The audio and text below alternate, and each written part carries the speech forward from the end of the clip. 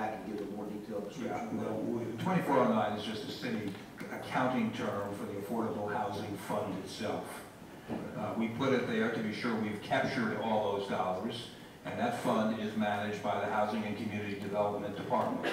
That is what we're going to come back and talk about and show what the forward plans are on count 42409. I see in one of your 7 categories on page 6 lists CDBG support at roughly 12, nearly 13 million. Right. Is that supplemental dollars, supplementing the CDBG monies that we're already receiving? Yeah, council is aware of the facilities oriented, the current RFP we have out. This is actually the Ike recovery dollars were categorized by the federal government as CDGB. It was a supplemental number that came to us. So to be clear, in this instance, this line item of $13 million is Ike recovery dollars. Correct. And haven't we already designated as parts of the city where those monies are going to be spent? Yes, yes. So we don't want to mislead the public to believe that there's $13 million to be spread around the city. This is all a looking back. This was a 10 through 14 number. I appreciate that very much.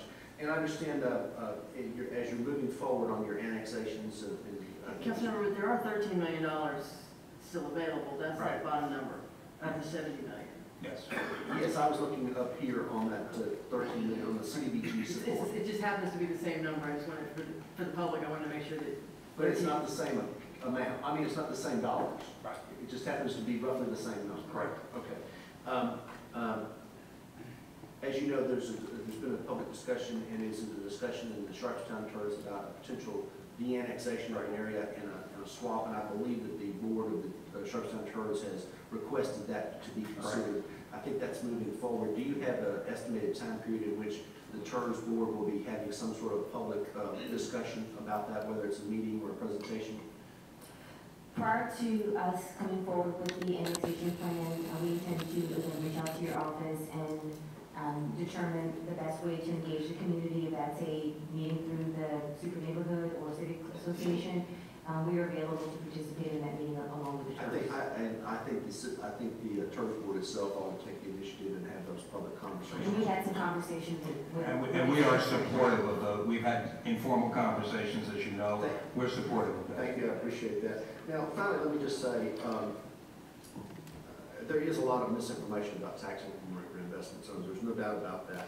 I make the major distinction between neighborhood economic development tax increment investment zones and other tax increment investment zones that I call high value zones.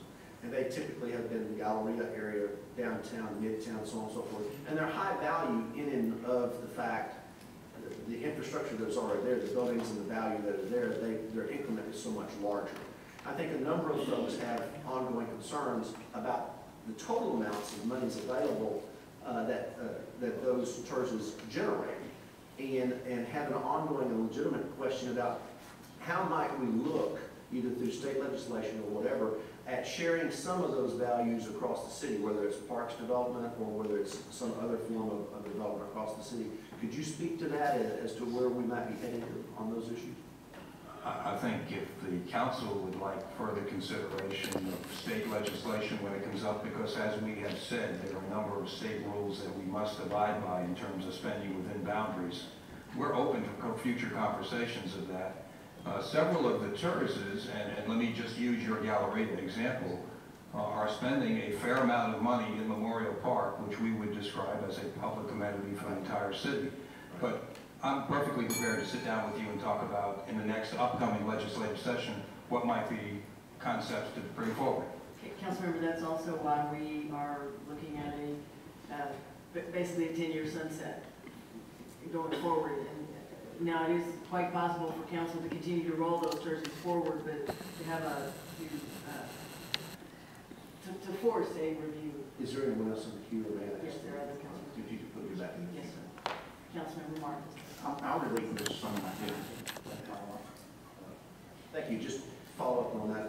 As you have sometimes irritatingly hear me talk about the golden bowl, I think there are some distinctions between monies that get spent in the center part of the city as opposed to the rest of the city. So I would hope that we could engage in a conversation that allows for those high value TIRZs to share some of their wealth, if you will, with the rest of the city, in particular, parks development, in particular. I mean, particularly as we're going to talk about potentially investing $300 million into one park, there's some concern in the rest of the city on that.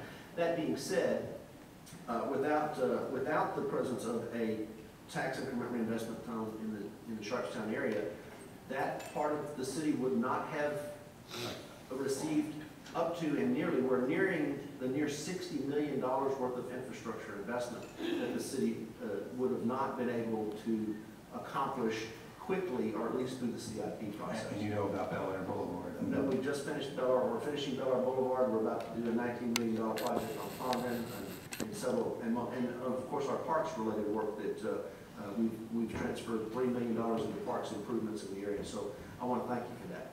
Appreciate it. Councilmember Warren. So is the Golden Bowl now a high value tourist? Is that the same acronym? Sort of, kind of. Sort of, kind of. I may be using that definition all over the place, so.